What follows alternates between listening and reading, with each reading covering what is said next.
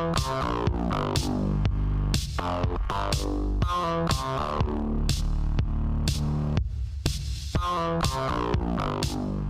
to the Taxmen podcast, covering True Detective episode 5. Joining me, as always, is my brother Drew. Hello, hello. And we are here to break down what I thought was the best episode of the season. Yeah, no, that's a fact. That's not even up for debate. Yeah, it was incredible. In fact, I would put it up there with, like, not any, but a lot of the best episodes from season 1. Definitely one of my favorite nights of watching True Detective. It was a great night. Ballers was awesome. Really great Ballers episode. And then followed that up by watching True Detective afterwards. I was a happy camper. Oh my goodness. It just felt so good to watch all of the pieces sort of start falling into place. They just need that time jump. Get out of, like, depressing, nothing positive happensville and get into, like, Velcoro being the crap out of people and people just getting stuff done. Yeah, there's a lot that happened. Velcoro looks good, man. Oh. 60 Days has done him well. Although I do miss the stache. I miss the stache, but I kind of dig that scar, giving him another little bit of grizzled menace. Oh, yeah. Oh, this was such a great Velcoro episode. This is his best episode, I think. Oh, definitely. He took control. He seems to have taken control of the series. Yeah, he basically laid his claim that he is the main character in this episode. Yeah, he's certainly at the central point of this season in most measurements, I believe. I mean, he's just the best actor. Yeah. And that was on full display this week. Oh my gosh. So, just scene after scene after scene, I was just like, I cannot believe what he is, like, suffering, but also going through. Just the way he's acting, it was amazing. Yeah, and you can believe, or you can relate, because he's so powerful in his acting, and you can kind of see over the course of these couple of episodes, these 5 episodes, Colin Farrell just has gotten more and more comfortable in the role, and it just owned a lot of the shots this week. Yeah, man. And his storyline was great. So, should we start with Velcoro? You know, kind of talking about the action he was involved in. It's sort of hard to just focus in on one character at a time because this episode had so many intermingling character. Yeah, yeah, it's hard because Velcoro, like, was at the beginning and he's also the last shot of the show. But yeah, let's start with him. So, yeah, he's working security detail. Got out of the force. And, yeah, they're all sort of, all of our 3 characters are sort of in the place where they are least, I don't know. Everyone has changed position. Everyone has changed position since the firefight. So we jumped 66 days. We're post-firefight. Which I love that number. 60. Yeah, of course. That's Nicky Pizzolatto, you know, having fun. Having his fun. But we got, you know, Frank in a new home, which we get a brief scene to start the episode with. Yeah, we got downsized. Velcoro in a new gig, and he's working with Frank, his old friend. Yeah, he's even more partner. intimately tied with Frank than ever. Yeah, more in Frank's camp, working security detail, which involves collecting rent from impoverished Mexican families. Oh, gosh. Oh, my Poor goodness. Velcoro. Rough gig. Yeah, you know, he's got a soft spot for the kiddos, and so does Frank. I love that shot that they did inside the house had both the beer cans and the kids, like, washing dishes in the background. It's got to remind Velcoro so of his sad. childhood. Yeah, so, you know, we got Velcoro kind of sinking into his new role, and dealing with some bad news as well. You know, he's got that ongoing trial with his ex-wife. Things look pretty rough. Yeah, I love that his lawyer is just, like, straight up owns the I'm a shady lawyer person.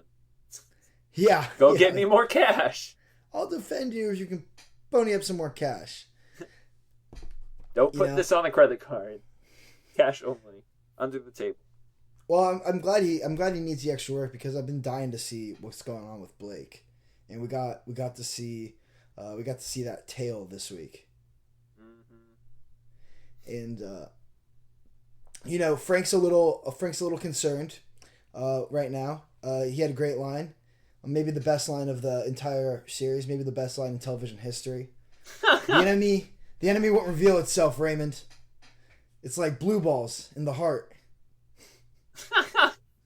Best line in television history? Yeah, maybe. Yeah, it's up there. It's up there. Like, right there with no soup for you. Yeah. Greatest lines in television history. I mean, Frank always is walking the lines of parody, and that one had me in stitches. Oh my gosh. Yeah. I love that. And I just love that he says this stuff with a complete straight face. Like, he does not crack. Complete straight no, he's face. serious. No, he is serious. It is blue balls in his heart. He wakes up, plays a game of Scrabble. I mean, he does the crossword. Words with Friends is his favorite iPhone app. Yeah. Yeah, he's doing the crossword. He's got that vocabulary. Knocks down some Nietzsche when he's in the car being chauffeured around. Yeah, do you think he listens to audio tapes, podcasts? Where does he get this vocabulary? I have no idea. Because it doesn't look like he's got book boxes in his house. Not looks a lot of like book clothes. Boxes. He's a boxer, mainly a fighter. Yeah. And he said he was born. He said he was born on the wrong side of a class war, but he's got the vocabulary of the upper hand. Yeah, he's got the vocabulary of a tenured Oxford professor. Yeah, absolutely. It's ridiculous. Frank Semyon is an educated man. He's self-educated. He's so diverse, he's a boxer, a prize fighter, he's a club owner, he's a gangster. Drug dealer, he's an amateur dentist. Amateur dentist. He's got a lot going on. But don't call him a gangster. Do not call him a gangster. Don't call him that. That's not what he is.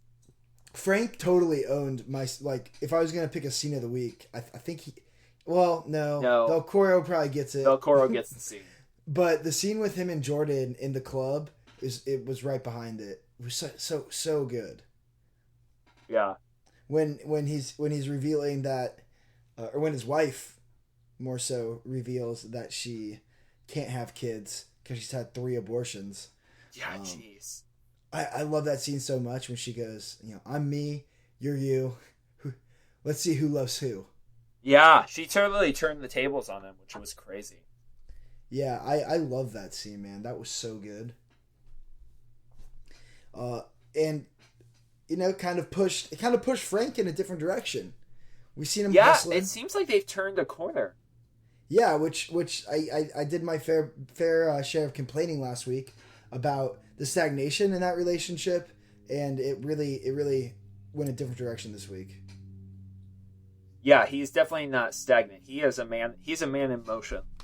Which is good. Everyone is a man. Everyone is moving now, which is fantastic. Moving, but he was moving in circles, and now he seems to be peeling out into a different direction. Although his little meeting, I guess we've devolved into talking about Frank. His little meeting with the building contractor seemed a little convenient. I need an out. I need a way out of this cycle, and then he's not. Winds himself back into a position to get back 5 parcels of land for just finding a tape. Well, it's not just a tape. I know it's super important. It's the tape. Yeah, I know. Yeah, it's Casper's power of influence. I know. But still, it seems a wee bit convenient.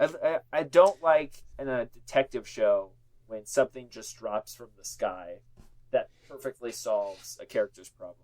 Yeah, I guess I was still reeling from the scene that preceded it, literally shouting about how good it was. And what was the scene that was directly preceding it? Before he's meeting with the contractor, it's the scene when they get the gang back together, Velcoro and... Oh, yeah. Oh, my gosh, that scene. Yeah. I want to talk about that a little bit later. But I think I was sort of still reeling from that scene, and so it was harder to... I just wasn't thinking as critically about that transition. But it was an awfully quick turn. Yeah, he tells Jordan, I'm going to find my way. I don't want to devolve into this man that I'm quickly becoming. And suddenly he's in the office of the guy that could give him back the parcels that he lost in the first place, that he made his money liquid. so that he can get into this new game, so that he can break out of the old game. So he's back. I mean, if he gets the tapes, he's back in business. He's back to where he started. Yeah, and then Sans some. $5 million. Yeah, sans robbery. I mean, it'll be interesting to see if it's going to be kind of a race to the finish with him, because I feel like he's got some mortal enemies on his tail. Yeah, I think unlike season 1, someone's dying. Like, someone huge is going to get Yeah, and put even though down. Frank's sort of like the gangster bad guy, I mean, he's not that typical character type in this show. He's a very fragile, vulnerable man. And he's I got honestly his fist. I honestly wouldn't be surprised if Frank and Velcoro bite it. Yeah, I wouldn't be surprised either. And it looks like Frank's number one cause of concern should be the that guy Gonzalez who showed up and just presumed employment. We work here. Yeah, and his like crazy buddy, the black. That was ridiculous. That guy doesn't move fast. Yeah, that's another plot thread that, I mean, I guess it's sort of everyone that he's been taking advantage of and pushing out of the way and making disappear. This is sort of it coming back to bite him, right? Repercussions. Yeah, there's repercussions. Yeah, that Santos definitely hasn't was been seen in a foreboding. while. Yeah, so Santos hasn't been seen in a while, so like people are, a little curious. Jordan mentions it. Yeah, like she calls it Slide Back City. Yes. Which I feel like that's a neon finger in the script pointing to, hey, Santos is going to be coming back. Yeah, he's got to be. Who is Santos? Do we know who this person is? Yes, Drew. Santos. Toady-looking dude who got his teeth ripped out. He got a visit from Dr. Semyon. Oh, gotcha. That's Santos. Okay, gotcha. Yeah, that's the club that he's running up. That's not the poker room where they shot that scene. That's the club. Yeah, I forgot that it's the guy with the gold teeth, right? It's the guy who had gold teeth. Yeah. He now has the gold teeth are in Frank's old house trash can. Yeah, he might have some bronze teeth, but no gold. Oh my goodness. Yeah. Yeah. So let's go over one thing I was a little hazy on, even after watching it again, was this guy who fell off a cliff, who drove off a cliff, who used to own a waste management company.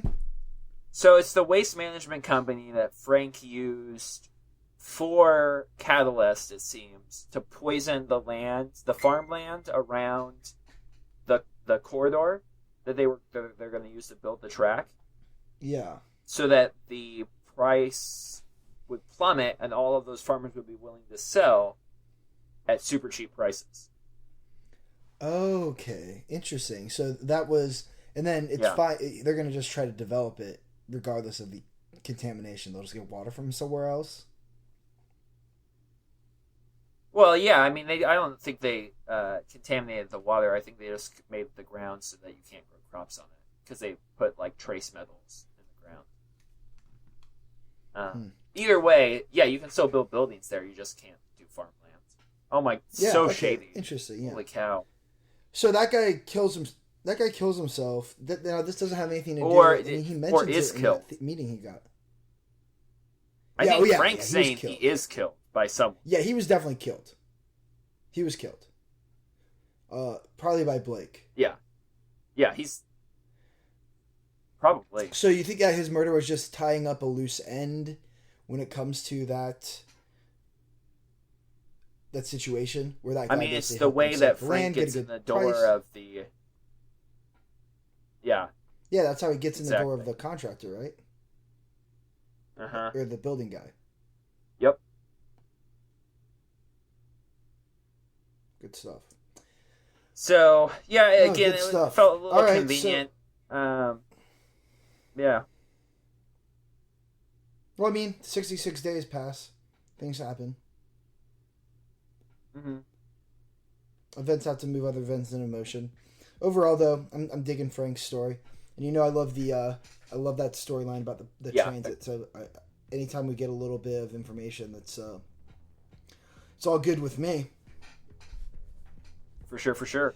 So we got Semyon, who he gets a directive from the constructor, or the executive who is offering him parcels of land if he can recover the DVR.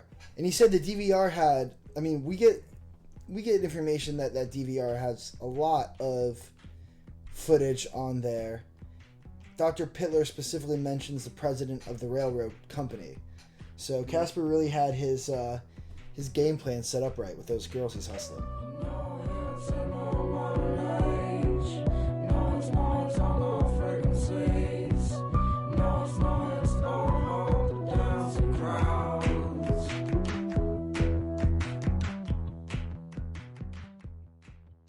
So Annie had some really interesting scenes this episode, as well as she struggles with her new position, and I love it as the evidence person. Yeah, she's literally caged. They've literally caged Annie. It's so hilarious. Just those, I love those long shots of her just in the cage sulking. Oh my gosh, it's so funny. Yeah, her hands are shaking because she's boozing so hard. And she probably has crazy PTSD. I mean, she was probably the person that looked the most shocked at the end of last week's episode. Yeah, she got wrecked after that fight. She looked totally smoked. I mean, I think she thought she was going to die for a while there. Well, yeah, she had a knife and the guy had an Uzi. Yeah. Not good odds, but luckily Paul Woodrow was a god warrior. As Velcoro that was the best. That was my favorite line. Oh, it was so good. Velcoro was just cracking lines left and right, but calling Woodrow a god warrior was my absolute favorite. Yeah, I know. I loved it. It was so good. Oh, man. Colin Farrell's just killing it. Oh, my gosh. But so, yeah, she's got the handshakes. She's in the cage. That uniform looks terrible on her. Yeah, it's so bad. Although she gets a little bit of revenge in her little sexual harassment seminar. When she just totally... So funny. Bankrupts the whole thing. Girth and size and... Yeah, she just starts going on about dicks. That's what my episode notes say. Annie going on about dicks. She, it would be fun if she had a run-in with the dick salesman from Game of Thrones. The cock merchant. Yeah, she could be like a consultant. Maybe she could be a guest episode, a guest on one of the episodes from the upcoming HBO spinoff for Tyrion and that other guy. Our favorite duo from season 5 of Game of Thrones. Yeah, that's absolutely right. Jorah the Explorer. She'd make a great customer, and it would kind of tie in with the whole pawn shop theme we already have this season. Yeah, it would be really great. That'd be so funny. That'd be so funny. Cock stars, and you just walk in, and it's Tyrion. You can't even see him above the ridiculous desk because he's underneath it, obviously. Yeah. Oh, speaking of a great Pawn Stars episode, if you've not seen the Breaking Bad Pawn Star YouTube video, it will change your life. Ooh, I need to watch that. With Jesse and Mr. White. Oh, it's great. It's the real actors. It's amazing. That's excellent. I need to get on that. But yeah, so Annie gets a little bit of revenge there, and then she gets a cool little sister moment when she's making her moves, setting up her undercover gig. Isn't it weird that only one of the actors in this show is in a group therapy for a sexual problem? Right? And the one that probably, I mean, she's got issues, but probably is the least messed up. At least the least elaborated on her sexual, closet. We've only gotten the one scene from episode 1. Yeah. I mean, she's got a sister who does a little bit of performance. Cam work. Yeah, cam work. And she's definitely got some hardcore issues, but... Dude, that scene was dark. Talk about hardcore issues. She tried to get her sister to go back into the sex trade. I think she wants her sister to just dip her toe in to get an invite, and then she's going to pass the invite to her. Still. I don't know. I mean, it doesn't seem that dark. I guess. I mean, her sister always makes it seem like she's got a handle on it, and she seems to. She says she got into school and shit. Yeah, it sounds like her sister's pretty well put together compared to Annie. I'm in a cage Bezarides. Well, in that scene specifically, Annie was clearly more like messed up. I mean, Oh, for sure. And she has the gall to say like, I should have been there for you. It's like, no, Annie, you are like dark. No one wants to be around you. Yeah. Although I think she's coming out of it now that she has like a sense of purpose again. I don't know. I mean, she's a good detective. Coming out of it though, I don't know. She's just a dark person. She's got an old soul, as her dad pointed out in the photo with that her mother took. Although not 1,000 souls like Velcoro. You must have lived 1,000 lives. I've had 1,000 whiskeys. The biggest aura I've ever seen. It fills the whole room. That's when Annie says that's what she said. Yeah, she should have brought that up in her therapy session. My dad's always talking about men's auras. Yeah. I've got so many issues. That'll mess you up. Talking about men's auras when she's in the room. Oh, gosh. She we got confirmation that she got slammed by Chisani if we needed it. We didn't, but it was nice that they just made that clear. Yeah, we really didn't. I mean, she got smashed by that whole accusation. Well, I mean, not really accusation. It was stuff that she did. I don't know. Well, I think it was stuff that she did, but stuff that would not go punished if she was a male police officer, or stuff that would not go punished if she didn't have officials in high positions hot on her tail. Yeah, exactly. But we got to mention our boy Woodrow. He had a couple scenes this weekend. Yeah, he did. His life is having a little turbulence. Yes. He's looking sharp. He's got the suit on. He's off the streets. He's a detective. He's a detective investigating insurance fraud. Apparently he got some award for being God Warrior of the Year. That's exactly correct. I love that everyone is tooting that horn as well. Like, Woodrow was the only man in that shootout was just taking guys down left and right. Oh, well, it's true. It was. That's absolutely true. Yeah, he was a star. He was the Moonraker. if you'll excuse my James Bond GoldenEye reference. Always excused. Always. Oh man, just saying the word makes me want to dust off my 64. Plug in for a couple hours. You do not want to go back to GoldenEye with the one thumbstick. It's a nightmare. Yeah, you're right. I forgot about that. But no, also I do. GoldenEye rules. Yeah, GoldenEye was the best. Man, if Paul had an N64 though, I bet his mom would have sold it. Yeah. Man, she sucks. She is terrible. She's the worst person ever. Like, I hope for Paul's sake he never talks to her again. Yeah. I don't know if we'll get another episode or scene with her because I feel like her arc is pretty much. I like the way they shot her trailer. But it's so claustrophobic. Yeah. Oh, absolutely. It's so creepy. And I love the colors. It's just like these like varying hues of orange. Also feels kind of like a womb, sort of. Yeah, totally. Just with how cramped it is, and she's always like touching and trying to pull him closer, and yet she's also rejecting him and saying, I hate the fact that you were born. You ruined my life. You ruined my career on the pole. On the bastard. Like, that was such an absurd arc. Yeah, sorry, Mom. I'm sorry I ruined your stripping career. Yeah, she and Semyon could get in a room and say just a bunch of random, hilarious things with a complete straight face and never crack a smile. I'd like to see them both arguing in traffic against one another. Yeah. Just yelling at each other, just saying insane lines. But yeah, totally straight-faced. So Paul, my boy, Paul, tell your mom if you're going to leave $20,000 and make it clear which part of that 20 is hers and which is yours. How is there miscommunication on that issue? Also, why would you hide $20,000 cash or liquid if we're going to like play Semyon's game and in your crazy mom's trailer in like your closet?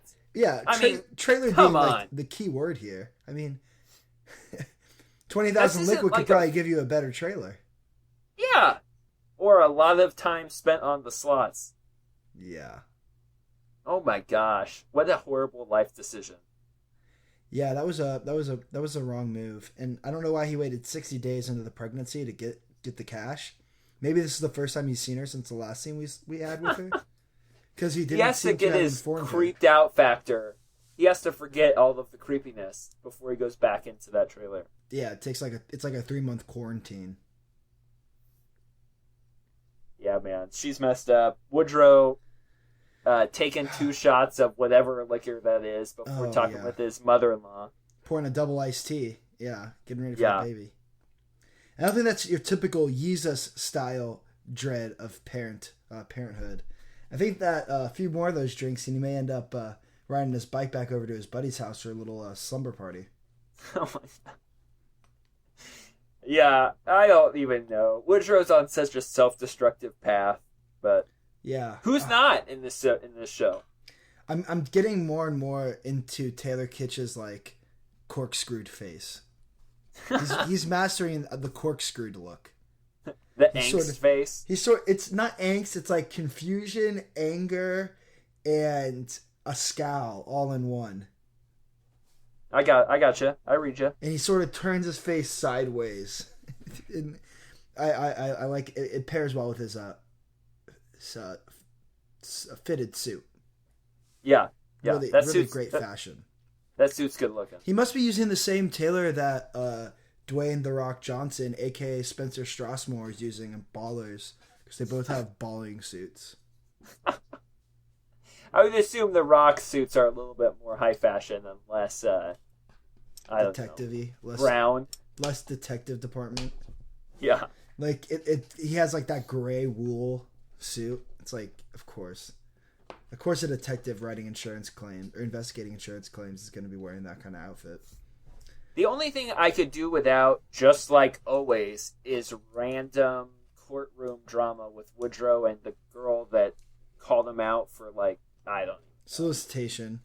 That was useless. And them throwing around all the Black Mountain crap again, like, I bet you're a murderer. Yeah, Black Mountain for half-baked storyline of the year.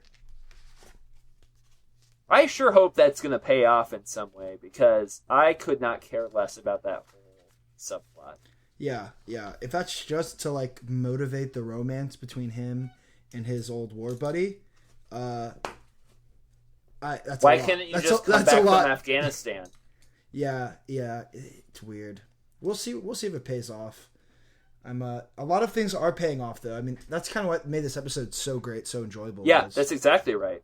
So much stuff paid off that we've maybe grew a little tired of by episode 4. It also makes the episode 3 and 4 like miasma of sidelines and random tangents feel more purposeful, because now they're all sort of coalescing, right? Yeah. The diamonds, the pawn shop, the tape, the video, the eagle guy, the third party, the Birdman's nest. Yeah.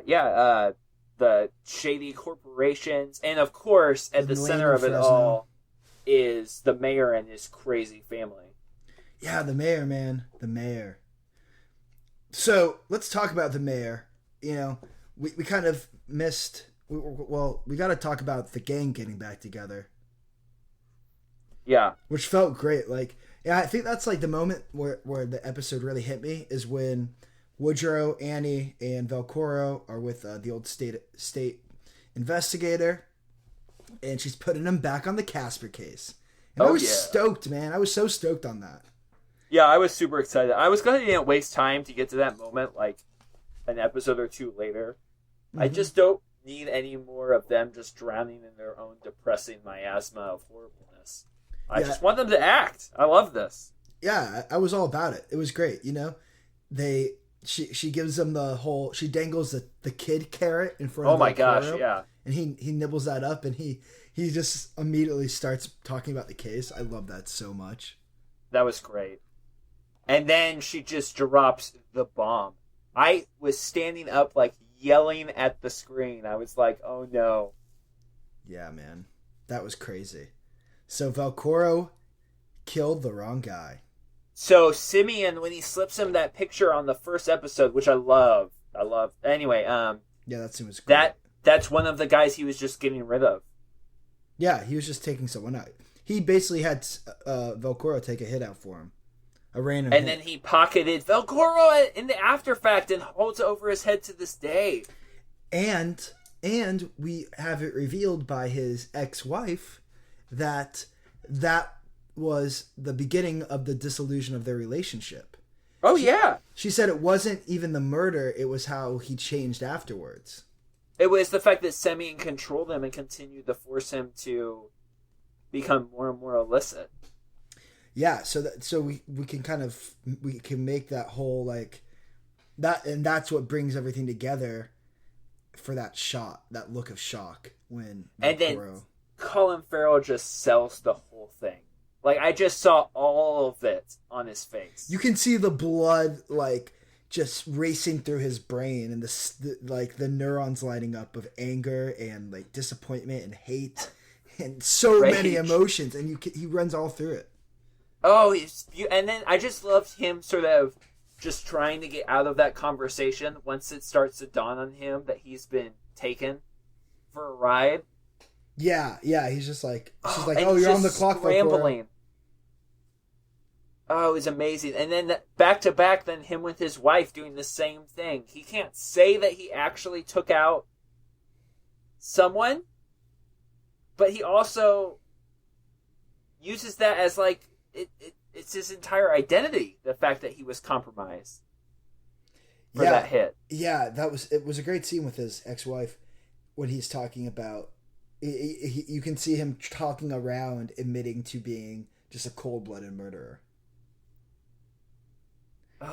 Because it makes him a better person in the eyes of his wife and in the eyes of the state, and in the eyes of everyone. But he is a cold-blooded murderer. Like, he did take out someone. He did take it out, yeah. And oh my gosh. It becomes an even more selfish act because it was only to appease his own masculinity.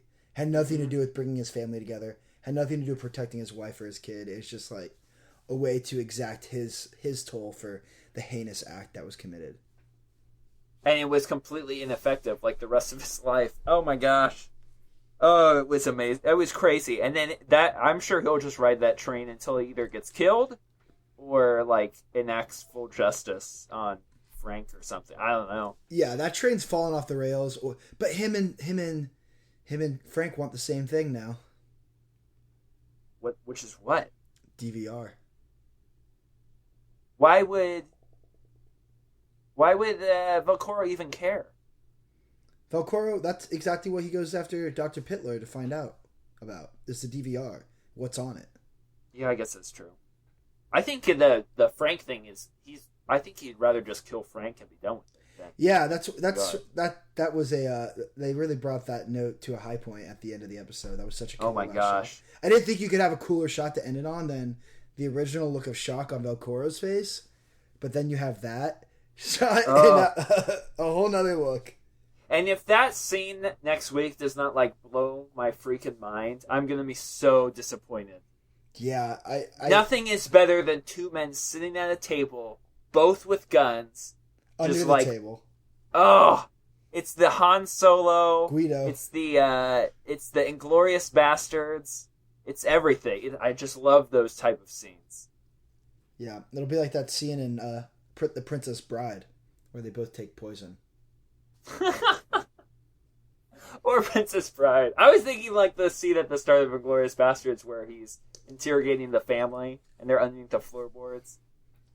Yeah, no, I know what you're talking about. Well, actually, I figured you were talking about that scene in the bar, the basement bar. Oh, the bar. They have two of those. I forgot about that. Yeah. Well, it's a Quentin Tarantino movie. Better. There's going to be multiple scenes with guys holding guns under the table. Pulp Fiction. Yeah. Reservoir Dogs. Pulp Fiction. Yeah.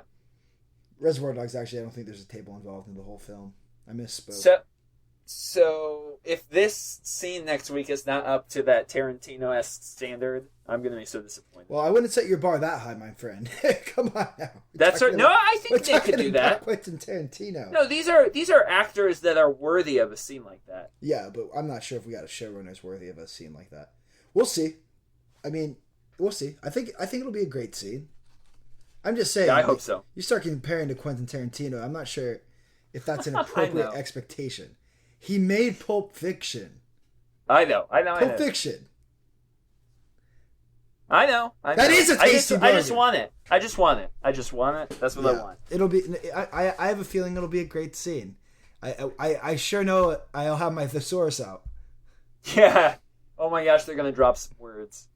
Frank really brings the best out of Velcoro's vocabulary. Yeah. All of a sudden, it's like Velcoro's been reading The New Yorker regularly. But I think they're going to reach some kind of compromise, though, man. I think they'd have to unless they just shoot each other, which would be awesome. But I think it'll be going for that DVR, because if Frank or Velcoro gets that DVR, he's going to definitely be able to get his kid back. But I just wonder, like, would it matter? I don't know. Yes, it matters. The state is saying if you get us this DVR, we will make sure that you get your kid. Yeah. And that's all that Ray seems to care about. That's all he has left. That is it. He barely has that left, though. Well, barely, but it's for him. It's like, I mean, he's still talking on his tape recorder. Yeah. He's clearly still very invested in it. I mean, the fact that he retired from being a police officer, went clean, like, I think that a lot of it has to do with his kid. Yeah. No, I agree. 60 days clean, man. I'll take that test. Yeah, I'll take that test. Been flushing the system. And is that it? No, man. Dr. Pittler's scene. That was such a killer scene. Oh, yeah. That was a great scene. Like, in which case, we basically got verbal confirmation of all of the pieces coming together that we sort of... Yeah, there's a lot that's clarified. After another great line, your compensatory projection of menace is a guarantor of its lack. And it says something about the depths of your misperceptions. And then he smashes him. And then he says, pin-eyed mother... I love that. I love that whole line. Yeah, he totally...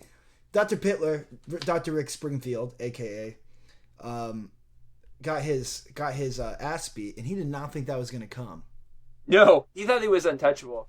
But the only thing I'm worried about that scene is, A, Pittler's alive, and Velcoro's going to totally get payback for this move.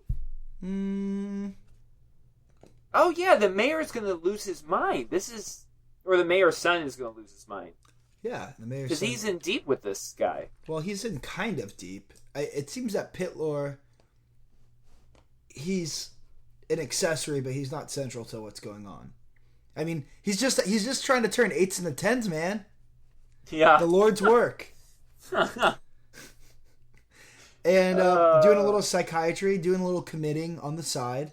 But, yeah. You know, he's kind of like the... He's a doctor that everyone who's running chicks needs.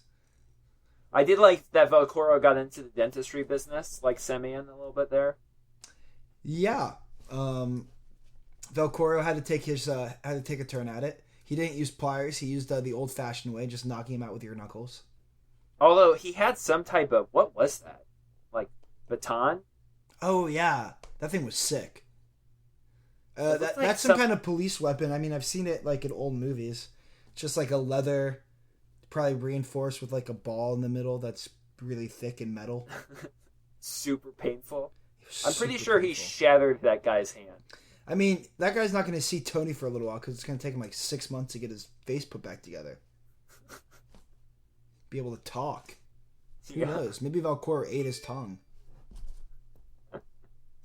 Yeah, Velcoro was in that black rage. He was in that blind rage mode. That was sick. But he was taking it in. He was taking notes.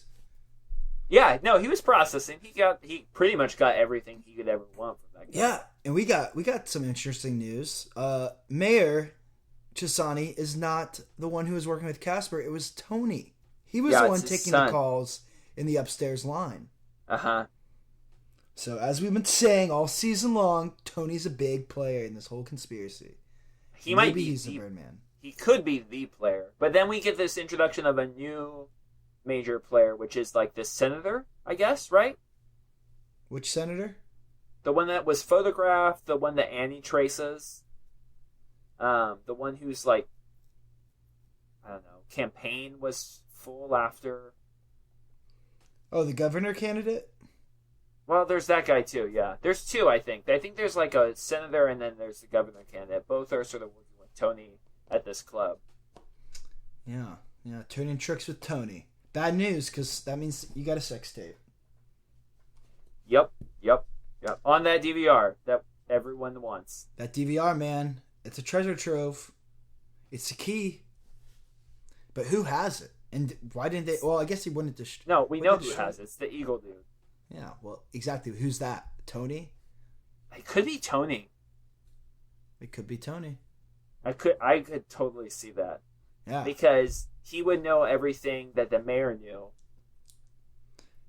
And Casper, taking out vengeance on him. The Chisanis are a well-established Vinci family.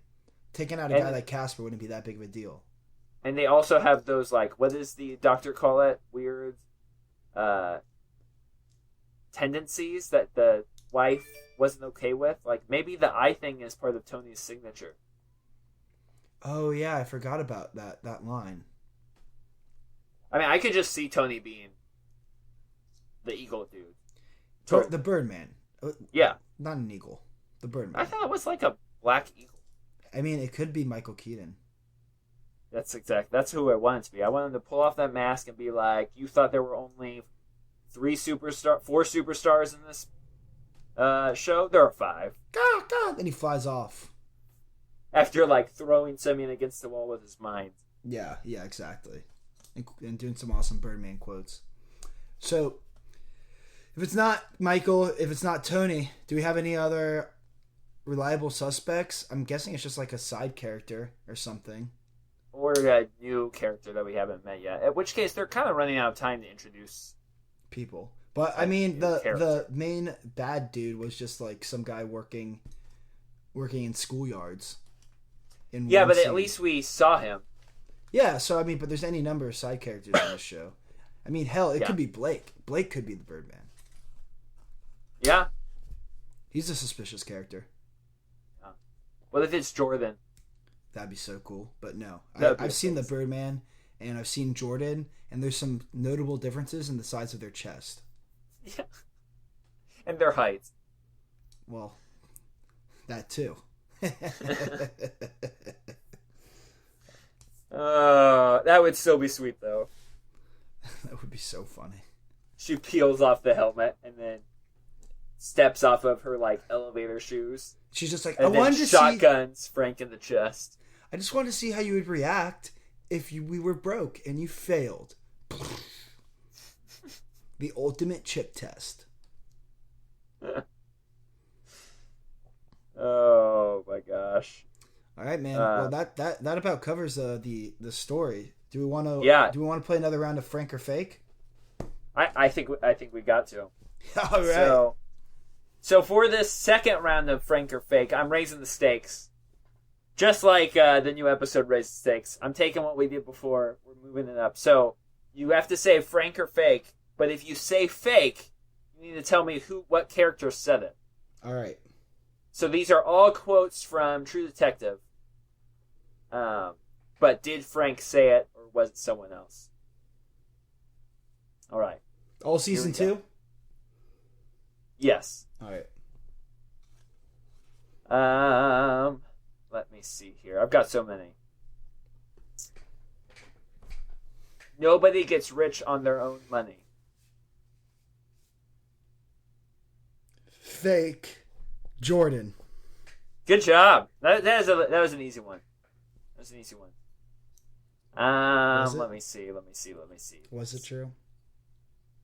Some people can't handle the deep trip.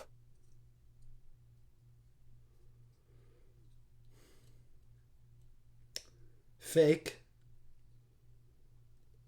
Mr. Bezarides. No. It is fake. It's Chisani, the mayor. What was it again?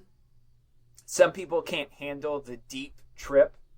Yeah. Oh gosh, I should have known it was the mayor. That guy's on a weird tip. Yeah, he's actually got some pretty interesting quotes. Let me see. Sometimes everybody's not always on the same side. Frank. Yeah, I think that might have been from episode 1, maybe. Jeez, you're on a roll here.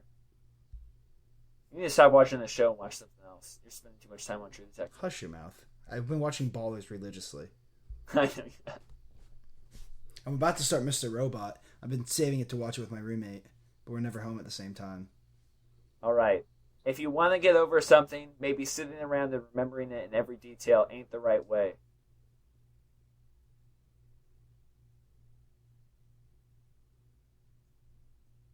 Fake?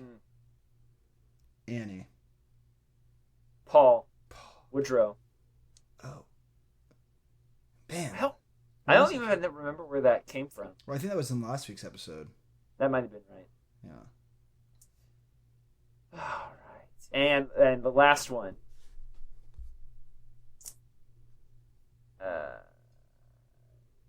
Innuendo is nobody's best friend.